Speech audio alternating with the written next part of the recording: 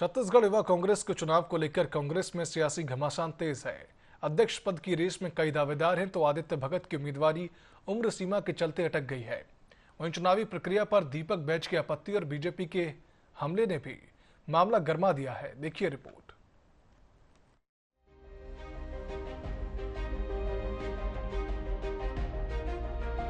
युवा कांग्रेस चुनाव की नई तारीखें जारी हो चुकी है।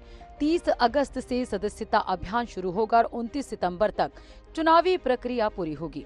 प्रदेश अध्यक्ष पद के लिए कई नामों की चर्चा है और दावेदार अपने अपने समर्थकों के साथ मैदान में उतरने की तैयारी में हैं। इस बीच पूर्व मंत्री अमरजीत भगत के बेटे आदित्य भगत की उम्मीदवारी उम्र सीमा के चलते मंजूर नहीं हुई। अमरजीत भगत का कहना है कि उनके बेटे की उम्र तय सीमा से महज 2 महीने ज्यादा थी। एज का फैक्टर था, 2 महीने का था और कई स्टेट में रिलीफ मिला था। हम लोग भी उम्मीद कर रहे थे कि आदित्य को मौका मिलेगा, लेकिन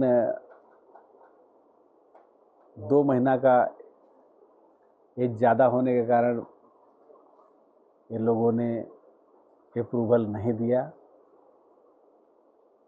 जबकि आदिवासी क्षेत्र है, आदिवासी प्रदेश है। लोग उम्मीद कर रहे थे कि अवसर मिलेगा, लेकिन अवसर नहीं मिला। अब निर्णय जो हाईकमान ले तो सबको मानना है। आदित्य भगत की उम्मीदवारी को लेकर उठे विवाद पर बीजेपी ने कांग्रेस को घेरा है। वरिष्ठ विधायक अजय चंद्राकर ने युवा कांग्रेस चुनाव को यादवी संघर्ष बताते हुए कांग्रेस की अंदरूनी खींचतान पर निशाना साधा। यादवी संघर्ष मतलब आखिरी में यादव लोग आपस में लड़के, महाभारत के आखिरी प्रसंग है, सब लड़के श्रीमद् भागवत का आखिरी में आपस में लड़के मर गए वो लोग। भगवान कृष्ण जी कुछ नहीं कर पाए, अर्जुन भी कुछ नहीं कर पाए, देखते रह गए, खत्म हो गया वंश पूरा। तो वैसे ही यादवी संघर्ष है, कांग्रेस इस संघर्ष के बाद समाप्त हो जाएगी।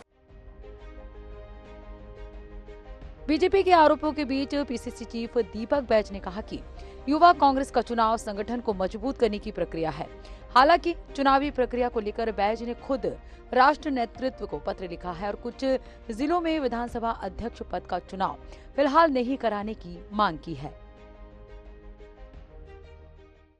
भाजपा जिस तरह से आरोप लगा रही है, वो कांग्रेस के संगठन की मजबूती के लिए जो हमारे यूथ कांग्रेस और एनएसआई संगठन जो नीचे लेवल तक मेंबरशिप करेंगे और संगठन को मजबूत करेंगे, ये कहीं ना कहीं कांग्रेस के कार्य और यूथ कांग्रेस, एनएसआई और कांग्रेस के लगातार मजबूती को लेकर डरी हुई है। इसलिए वो इस तरह के आरोप लगा रहे हैं। यानी युवा कांग्रेस का चुनाव अब सिर्फ संगठन का चुनाव नहीं रहा।